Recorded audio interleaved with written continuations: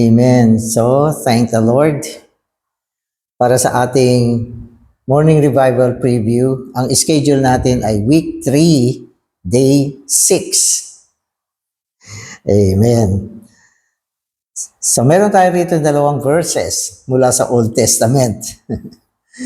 So, yung una ay Exodus 33:14.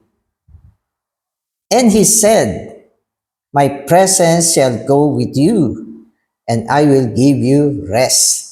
Wow, maiksing verse pero ang sarap pakinggan. Kasi ito ay salita mismo ng Diyos na sinabi niya, ang aking presensya, okay, ay sasama sa iyo. Sasama sa iyo. Amen. So, yan ang kailangan natin mga kapatid yung presensya ng Panginoon Hindi sapat na siya ay nasa atin. Oo, nasa atin siya. Emmanuel siya. Pero dapat sabayan pa rin natin ng presensya niya. So yan yung binanggit ko kahapon. Mahalaga ang presensya ng ating Diyos. Sabagat kung meron tayong presensya niya, anong meron? Tagumpay. Amen. Psalm 27:8. When you say, "Seek my face," to you my heart says, "Your face, O Jehovah, will I seek." Amen. So napaka-particular naman itong verse na ito. Kung saan sinabi ng Panginoon, saliksikin mo ang aking muka. So mga kapatid, ano ba ang muka? Ang muka kasi ang pinaka-expression ng tao Oo. Yan ang expression. Lahat tayo tumitingin sa muka. Pag masaya, nakikita mo sa kanyang muka. Pag malungkot siya, nakikita mo rin sa kanyang muka. Pag galit siya, kita mo sa muka niya. Kapag siya ay kontento, satisfied, kitang-kita mo rin sa kanyang muka. Kaya tayo dapat meron din ganyang pagsaliksik. Kailangan alam mo ring tignan ang mukha ng Panginoon. Di ba? Yung nakaraan, binabanggit, lalo na yung index of his eyes. Yung paligid ng kanyang mata. Kailangan alam mong basahin. Kontento ba ang Diyos? Masaya ba siya? Kailangan alam din natin yan, mga kapatid. At itong mga salitang ito, may kinalaman dito sa topic natin ngayon. So magbabasa na ako. Christ is God with us. This is revealed not only in Matthew 1, but also in Matthew 28. Where the Lord Jesus said, "Behold, I am with you all the days until the consummation of the age." Actually, the entire New Testament is an Emmanuel.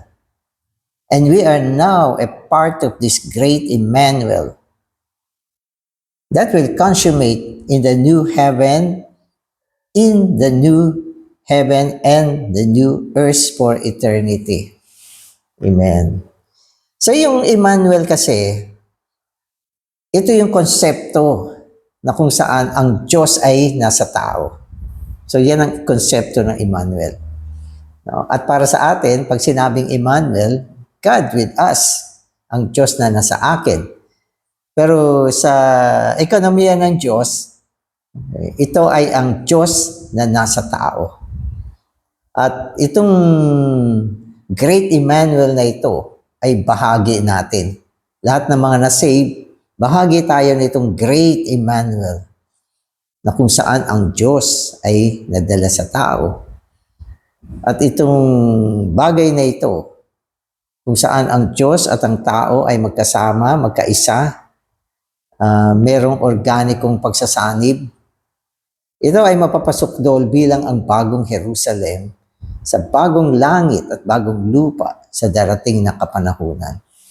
Kaya kung tatanungin mo, ano ba yung New Jerusalem? Yan yung pagpapasukdol. Pero ano ba siya? Siya ay ang paghahalo ng Diyos at ng tao. Ang Diyos ay nadala sa tao at naihalo. Ang tao ay naitayo sa Diyos. Ang Diyos naitayo sa tao. Isang pagtatayo ng Diyos at ng tao. Na nag-umpisa ngayong panahon na ito, personally, nung tayo ay nanampalataya sa Panginoon. Kaya ang pinakamahalagang event na dapat makita natin na nangyari, nung tayo ay nanampalataya sa Panginoon, ang Diyos ay nadala sa atin. Yan na, umpisa na yan. At yan ay magdi-develop, di ba? Mag-grow, mapapasukdol, at magiging ang bagong Jerusalem. So yan yung Great Emmanuel na nag-umpisa ngayon. Amen. So today's reading na ako. If we would go on to possess Christ as the reality of the good land, we must do so by the presence of the Lord. If the presence of the Lord goes with us, we can enter and enjoy the land. The Lord promised Moses, "My presence shall go with you, and I will give you rest." This means that He would bring the people into the possession of the land by His presence. Amen. Kasi sa Old Testament, pag sinabi mong rest, yan yung good land. Yung kanyang bayan, nasumpungan nila yung totoong rest nung nakapasok na sila sa good land. At ang Diyos mismo ay nangako na ang kanyang presensya ang magdadala. Di ba? So sinasabi niya rito, amen, "My presence shall go with you." O ang kanyang presensya ang sasama sa atin. Okay. At kung sumama ang kanyang presensya, makakasumpong tayo ng kapahingahan. Kaya sinasabi rito, yung konsepto ng pagpasok sa mabuting lupa ay sa pamamagitan ng presensya ng Diyos. Kung ang presensya niya ay nasa atin, dadalhin tayo nito na makapasok sa lupang pangako ng Diyos, na siyang kapahingahan. At ito ay walang iba kundi ang Diyos mismo na ating pagtatamasa. This is quite a peculiar word. "My presence shall go." It does not mean that He will go. He will go is one thing, and my presence shall go is another thing. Wow, malalalim na to. Sabi niya, dalawang bagay pala to. Pag sinabi niya na yung presensya ko ay sasama sa inyo, hindi nangangahulugan na sinasabing sasama ako sa inyo. So yung siya ay sasama ay isang bagay. Yung ang kanyang presensya ay sasama, ibang bagay. So hindi ito pareho. So magkaiba ang presensya ng Diyos at siya mismo. So magkaiba ito. So tingnan natin. Itong mga lesson na ito, mainam na palagi nating maintindihan. Kasi tayo mga tao, yung pag-unawa natin, hindi masyadong pino, napakabara-bara pag umintindi tayo. Kasama ko ang presensya ng Diyos, kaya ang Diyos nasa akin, nasa atin, sinamahan ako. Nung sinamahan niya ako, yung presensya niya, so, yan ang sinasabi natin na hindi pulido, okay, hindi pino ang ating pang-unawa minsan. Kaya dito, malinaw na sinabi, yung presensya niya ay isang bagay at yung siya mismo na sasama ay isang bagay o ibang bagay. So, intindihin natin. Amen. Many times, the Lord will go with you, but His presence will not. So, ang Panginoon pwedeng sasama sa iyo, pero yung presensya niya hindi sasama sa iyo. So, magkaiba sila. Many times the Lord will truly help you, but be assured, He is not happy with you. You will receive His help, but you will lose His presence. He will bring you to your destination and He will bless you. But throughout the whole trip, you will not sense His presence. Naku, seryoso to. So ito yung sinasabi natin. Minsan sasamahan ka ng Panginoon. I-bless ka niya. Tutustusan niya yung mga kailangan mo. Pero hindi nangangahulugan na yung presensya niya ay nasa iyo. Minsan, habang nagbibiyahe ka, nabe-bless ka hanggang makarating ka, hanggang matapos yung gagawin mo. Tinulungan ka ng Panginoon. Pero may isang bagay ka napansin. Yung presensya niya ay wala dyan. Yung kanyang presensya ay hindi sumama. Ano ang sumama? Pwedeng blessing o pwedeng siya mismo sumama siya. O siya naman talaga kasama natin. Hindi naman ibig sabihin na kung hindi na siya masaya sa atin, lalabas siya. Lagi siyang kasama natin. At may mga pagkakataon niya, hindi lang siya kasama natin. Nandyan pa din yung kanyang kamay na nag-aalaga sa atin. Kaya lang, hindi kasama ang kanyang presensya. Paano natin malalaman na yung presensya niya ay wala? Tignan mo yung mukha niya. Hindi masaya sa iyo. Amen.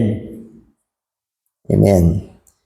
Many times in the past years, while I was serving the Lord, I have realized His help. The Lord is bound to help me. He must help me for His own sake. But I can tell you that many times I did not have the presence of the Lord simply because He was not happy with me. He went along, but He withdrew His presence that I might know His displeasure. So yun. Ibig sabihin, ipaparamdam din naman niya sa iyan eh. Kaya lang, ito ay nangangailangan ng matalas na pagkilatis. Tayo mga believer, dapat meron tayong pagkilatis. Maski yung sinasabi sa Psalms na hanapin mo ang kanyang muka, yun ay isang uri ng pagkilatis na dapat meron kang pagkakita sa Panginoon sa iyong espiritu. Masaya ba siya? Masaya ba siya sa ginagawa mo? Minsan may problema.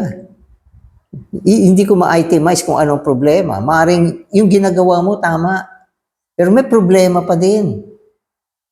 Maaring may problema na siyang naging sanhi para ang kanyang presensya ay maputol. Hindi sumama. Merong sanhi bakit ang kanyang mukha ay hindi masaya. At ito ay pinapadama niya upang malaman natin na hindi siya masaya. Pero sasabihin mo, okay naman lahat. Pumunta ka doon, hindi ka naman na-aksidente. Iningatan ka naman ng Panginoon. Hindi ka naman nagutom. At tila ba yung gagawin mo, nagawa mo naman ng maayos. Pero yung presensya niya, wala dyan. So yun yung pinag-uusapan natin. Okay, isang bagay ang kanyang sarili na sumasama, nagba-bless, at hindi tayo iniiwanan. Pero isang bagay pa rin ang kanyang presensya. Yung kanyang presensya, mga kapatid, ito ay nagpapahiwatig na gusto niya yung ginagawa mo, masaya siya sa ginagawa mo, nalulugod siya, sa kanyang pananaw, tama yung ginagawa mo. Yan yung kanyang presensya. At ang kanyang presensya ay mararamdaman mo na nandiyan dyan. So, ganun yun. So, yung presensya dito, hindi naman eksaktong tumutukoy doon sa nandyan ba siya o wala siya. Kasi madalas, pag sinabi natin, presensya, andito ba siya o wala? Parang ganun yung concept natin. Pero dito, hindi. Ang presensya dito ay satisfied ba siya? Masaya ba siya? Kontento ba siya sa ginagawa mo? Yun yung esensya ng presensya. Hindi yung, ay si Lord nandito. Ay si Lord blines ako. Kaya yung presensya niya nasa akin. Hindi yon. So ang pinag-uusapan dito ay masaya ba siya o hindi? Kontento ba siya sa iyo o hindi? Na satisfied ba siya sa iyo o hindi? Kaya binanggit yung mukha eh. Sabagat yung mukha ay kahayagan ng ano yung kanyang pananaw, damdamin, okay, at assessment sa mga bagay-bagay tungkol sa atin. So yun yun. Amen. Never think that as long as the Lord helps you, it is sufficient You must have the Lord's presence. We must learn to pray, Lord, if you will not give me your presence, I will stay here with you. If your presence does not go with me, I will not go. I will not be governed by your help, but by your presence. So ano pipiliin mo? Kung ikaw, may blessing, okay lahat, pero wala namang presensya ng Panginoon. O mas mabuti pang wag na lang gumalaw, maski may blessing, kung hindi rin lang sasama ang kanyang presensya. Sa akin yun ang tama. Ano bang kwenta ng mga accomplishment? Di ba? Ano bang kwenta ng blessing? Mga magagandang work, tagumpay, kung wala ang presensya ng Panginoon. Kaya nga tayo nagsiserve eh. Dahil gusto natin siya mapasaya. No, mga kapatid, lahat ng ginagawa natin ay dapat nakap-focus sa kaluguran ng Diyos. So yan yun, kaluguran ng Diyos. Sabagat ang Diyos natin, naghahanap ng kaluguran. Ang kanyang buong ekonomiya ay ang pagsasagawa ng kanyang kaluguran. Kung wala ang kanyang kaluguran, parang wala lang. Ibig sabihin, kung tutusin, kaya namang gawin ng Diyos lahat ng bagay eh. Kaya lang, meron siyang tinatawag na prinsipyo na sa panahon ng pagsasagawa, gusto niya nandiyan ang kanyang kaluguran. Kaya yun yung presensya ng Panginoon. Kaya kung wala ang presensya ng Panginoon, tama naman. Huwag na lang akong gumawa. Huwag na lang akong pumunta. Pero kung hindi ka gumawa, hindi ka pumunta, wala rin ang presensya ng Diyos sa iyo. Amen. We must go even further to pray. Oh Lord, I do not want your help, but I do want your presence. Lord, I must have your presence. I can do without your help, but I cannot do without your presence. O yan. Marami namang pagkakataon eh. Maski wala yung presensya ng Diyos, may magagawa pa rin tayo eh. Oo, may magagawa ka pa rin. At kaya mo rin gumawa maski wala yung presensya ng Diyos. Kaya lang kung ikaw ay nagpapahalaga sa presensya ng Diyos, mas pipiliin mo na dapat nandiyan ang presensya ng Diyos. Sabagat pipiliin natin palagi ang kaluguran ng Diyos. Na makita mo yung kanyang mukha na merong pagsilay, merong ngiti, merong pagtango, at merong kagalakan sa ginagawa natin. Yun ang reward natin, na makita mo ang Panginoon. Tuwang-tuwa siya sa mga ginagawa mo. Na habang ginagawa mo yan, damang-dama mo ang presensya ng Panginoon kasama mo. Wow! Di ba? So mga kapatid, hindi lang tayo para sa work. Di ba? Para sa work ba tayo? Hindi. Tayo ay para sa kaluguran ng Diyos. Ang Diyos natin ay naghahanap ng kaluguran. Di ba? Kaya nag-declare siya. Sabi niya, ito ang aking bugtong na anak na labis kong kinalulugdan. Si Kristo, lugod na lugod siya. Tuwang-tuwa siya. Satisfied na satisfied siya kay Kristo. Kaya, yan dapat. Amen. Kaya nito mga nakaraan binabanggit natin yung kalooban ng Diyos Sapagkat kung hindi kalooban ng Diyos, walang kaluguran sa Diyos. Amen. We must go even further to say, Amen. Oh Lord, I do not want your help, but I do want your presence.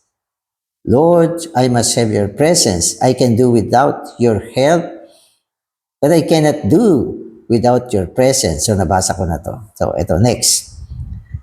Although it may be with tears in your eyes, we must say day by day, Lord, nothing but your smiling presence will satisfy me.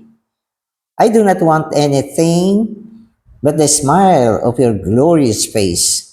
As long as I have this, I care not whether the heaven comes down or the earth falls apart.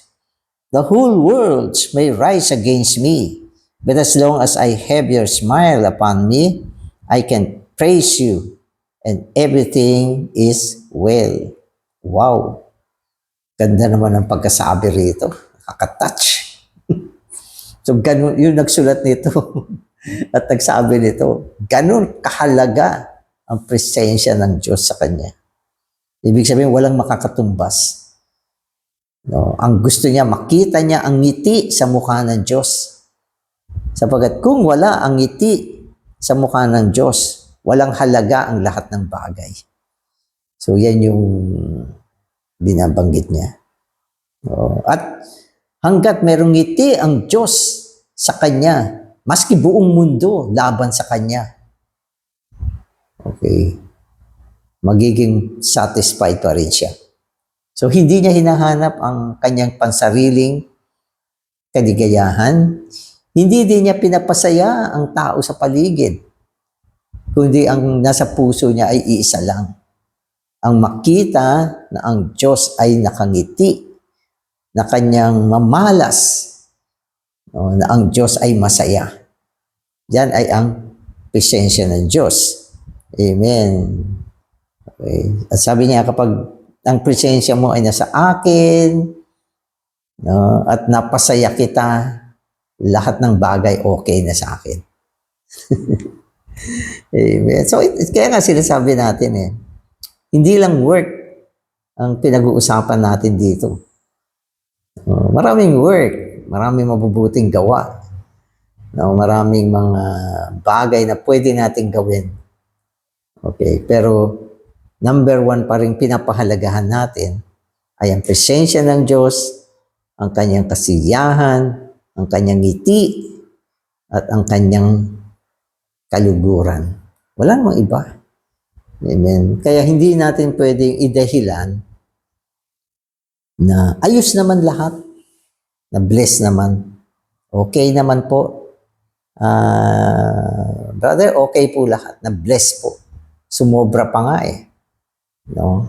At minsan, kinukuha natin yung mga bagay na yan, tagumpay, na bless, nagawa ng maayos, satisfied tayo sa resulta. Kinukuha natin yung mga bagay na yan bilang kahulugan na tayo ay tama sa harapan ng Diyos. Pero hindi. Tatama ka lang kapag ang presensya ng Diyos ay kasama mo. Kuminsan, nasa atin ang presensya ng Diyos, pero ang work napakahirap. Parang ang hirap, ang daming kulang, ang daming mga balakid, at nakikibaka tayo. Pero ang presensya ng Diyos nasa atin. So, hindi smooth lahat ng bagay sa buhay natin. Okay na yan. Hindi. So, yung mga bagay sa buhay natin, sa gawa, okay, ay hindi katibayan na ang presensya ng Diyos ay nasa atin o wala. Hindi. Dapat may pagkilatis ka. Matalas ang iyong pagkilatis na siya ay masaya, siya ay satisfied, kontento siya sa atin, at nakangiti siya sa atin. Yan ay sa pamamagitan ng pagkilatis, pagtingin sa mukha ng Panginoon, na hindi mo magagawa kung mababaw ka. Karamihan sa mga mabababaw na tao, ang tinitignan yung kapaligiran. Maayos na kapaligiran. Di ba? So, naalala ko minsan, gusto ko lang naman banggitin itong bagay na ito.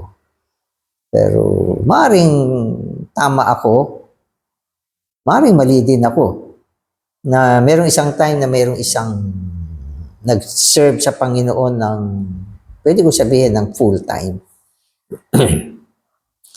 Tapos may nangyari, nagkaroon ng problema sa kanyang paglilingkod.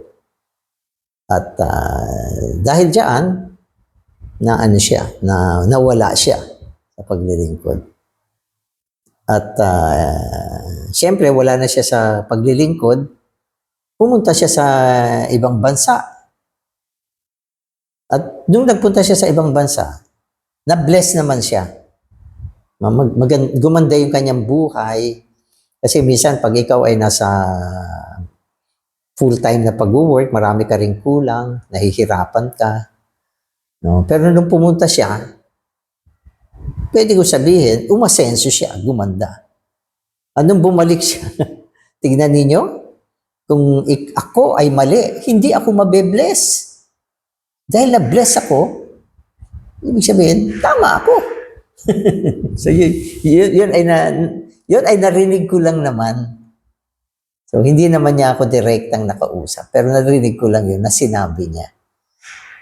Upang muli niyang pagandahin ang kanyang imahen. So, yun lang naman. So, sa akin naman, hindi mo pwedeng banggitin ang mga magagandang bagay sa buhay mo. Na isang pagpapatunay na ang Diyos ay masaya sa iyo. Oo. Kaya nga sinasabi ko dapat tayo ay mag-learn. Matuto pa rin tayo.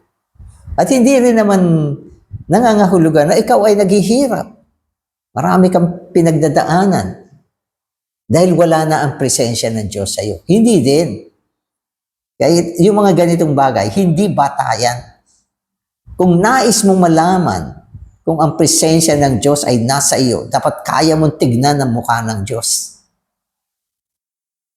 Diba? Ibig sabihin, kaya mo makita. Panginoon, nakikita kita ngayon. Kitang-kita kita, Panginoon. Masaya ba? Umiiyak ba ang Diyos sa iyo? O ano? Yan ang magiging katibayan kung ang presensya niya ay nasa iyo o wala. So, wag natin siya tignan sa mga panlabas na bagay. Amen. Amen. Amen. So, the Lord Himself may very well give you something, and yet that very thing will rob you of His presence. He will help you. He will bless you, and yet that very help and blessing can keep you away from His presence. Amen. So see, lalo sa bagong tipan, mga kapatid. Ang panahon ng bagong tipan, hindi panahon ng material. Hindi ito panahon ng material. Ito ay panahon ng spiritual blessing na pinangungunahan ng presensya ng Panginoon.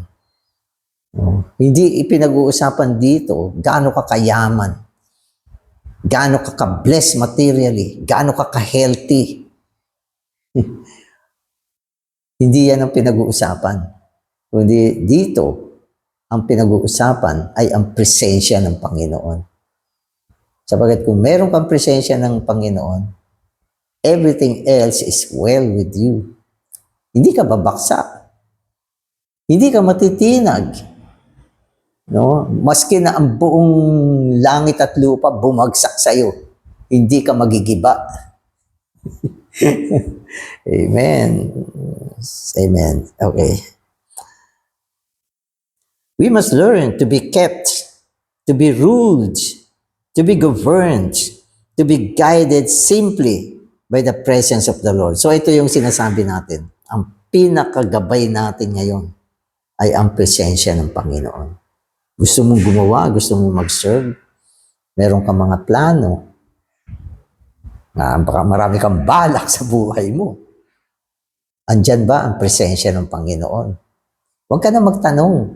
Kasi minsan marami nagtatanong brother, ano sa tingin mo? Gagawin ko to, gagawin. Ako naman nalilito rin minsan kasi ano masasabihin ko sa iyo? So ito, dapat mag-pray ka. Makita mo ang mukha ng Panginoon. Mag-pray ka. Panginoon, magpakita ka sa akin. Yung puso ko gusto niyang hanapin ang iyong mukha. At mula dito, magkakaroon ako ng gabay sa mga bagay na ginagawa ko. Diba? Mga bagay sa buhay ko.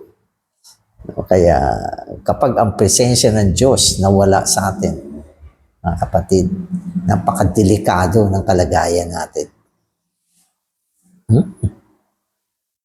Totoo yan. Pag nawala yung presensya ng Diyos sa atin. At pwede kong sabihin, ang presensya ng Diyos, hindi siya nawawala dahil masamang tao ka. Hindi din. Hindi ito sa masama ang ginagawa mo. Hindi din. No, hindi din. Ito ay isang malalim na lesson sa buhay natin na kailangan natututuhan natin. At pwede ko sabihin, ang pinakamaganda, meron kang pagkakita at pagkilati sa mukha ng Panginoon. No? Mga psalmist, di ba? Sinabi nila, Panginoon, ang mukha mo, hahanapin namin. Di pwede. Pwede. Amen. Amen. Okay. So sabi rito, we must tell the Lord that we do not want anything but His direct presence. We do not want His presence second-hand. Many times be assured you have the second-hand presence of the Lord. It is not first-hand.